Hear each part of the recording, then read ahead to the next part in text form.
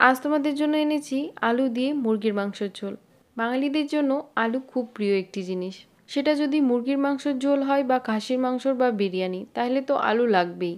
তাহলে চলো এই দারুণ আলু দিয়ে মাংসের ঝোলের রেসিপিটা দেখে নিই। তার জন্য আমি এখানে চিকেনটাকে ভালো করে ধুয়ে নিয়েছি। এর মধ্যে দিয়ে দিচ্ছি আমি এখানে 1 চা চামচ কাঁচা লঙ্কা বাটা, আর সাথে দিয়ে দিচ্ছি এখানে 2 থেকে 3 চামচের মতো আদা রসুনের বাটা, সাথে দিয়ে দিচ্ছি 1/2 চা চামচ হলুদ গুঁড়ো, আর দিয়ে দিচ্ছি এখানে স্বাদ মতো লবণ। অর্ধেক লেবুর রস চিপে আমি এখানে দিয়ে দিচ্ছি। এবার সবগুলোকে ভালো করে মাখিয়ে নিতে হবে। মাংসের মধ্যে সবকিছুকে ভালো করে মাখিয়ে নেবে। এইবার একটা আমাদের পেস্ট তৈরি করতে হবে।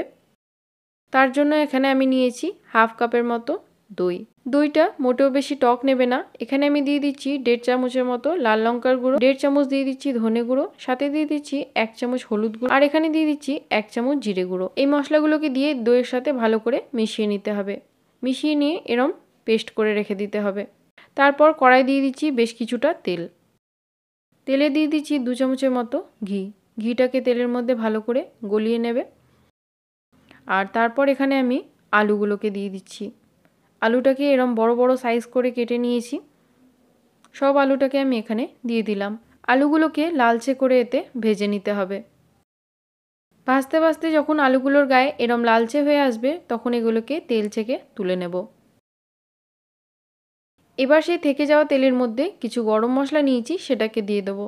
আমি এখানে নিয়েছি বড় এলাচ, ছোট এলাচ, 1 টুকরো দারচিনি আর লবঙ্গ, আর সাথে দিয়ে দিলাম 2টো তেজপাতা। এগুলোকে সামান্য একটু এর মধ্যে ভেজে নেব। তারপর এরম পাতলা কুচি করে নিয়ে পেঁয়াজ দিয়ে দেবো। পেঁয়াজটাকে গোলাপি করে ভেজে নিতে হবে। একভাবে নেড়ে নেড়ে পেঁয়াজটাকে ভেজে নেব। ভাজতে ভাজতে যখন পেঁয়াজটা দেখবে এই পর্যায় অবধি ভাজা হয়ে এসছে, সে সময় আমরা মাখিয়ে রাখা চিকেনটা এখানে দিয়ে দেবো। চিকেনটাকে পেঁয়াজের সাথে ভালো করে মিশিয়ে নিচ্ছি। পেঁয়াজের সাথে চিকেনটাকে 10 থেকে 15 মিনিটের মতো ভেজে নিতে হবে। প্রায় 15 মিনিটের মতো যখন চিকেনটা ভাজা হয়ে আসবে, তখন এতে আমরা তৈরি করে রাখা দইয়ের পেস্টটা দিয়ে দেব। এটাকেও ভালো করে এর সাথে মিশিয়ে নিতে হবে। তোমরা এটা দইয়ের পরিবর্তে টমেটোর পেস্ট দিয়েও করতে পারো, তাহলেও এটা খুব সুস্বাদু হয়। মাঝে মাঝে নেড়ে নেড়ে এটাকে তেল ছেড়ে যাওয়া অবধি কষিয়ে নিতে হবে।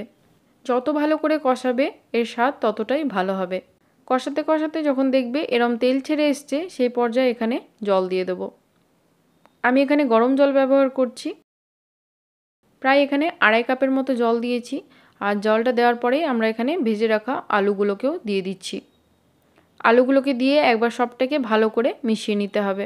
জল এখানে একটু বেশি দেবে, কারণ আলুটা সেদ্ধ হতে সময় লাগবে। চিকেনটা আমাদের অনেকক্ষণ কষানো হয়েছে, তো প্রায় ওটা সিদ্ধ হয়ে আছে, কিন্তু আলুটা আমাদের মোটেও সিদ্ধ না। আর জলটাকে ভালো করে মিশিয়ে নিয়ে এটাকে ঢাকা দিয়ে প্রায় আধ ঘন্টা মতো ছেড়ে দেবো। মাঝারি আঁচে এটাকে সেদ্ধ হতে দেবে। প্রায় আধ ঘন্টা মতো হয়ে আসলে ঢাকাটা আমি এখানে সরিয়ে নিলাম। আর একবার ভালো করে মিশিয়ে নেবে। জল যদি বেশি মনে হচ্ছে, তাতে করে আরও কিছুক্ষণ এটাকে সেদ্ধ হতে দেবে।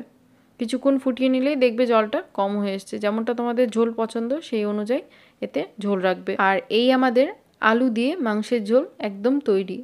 গরম গরম ভাত দিয়ে গরম গরম ঝোল খেতে অতুলনীয় হয়। একবার অবশ্যই তোমরাও ট্রাই করে দেখো। আর আজকের রেসিপি তোমাদের কেমন লেগেছে কমেন্ট করে অবশ্যই জানিও। ধন্যবাদ।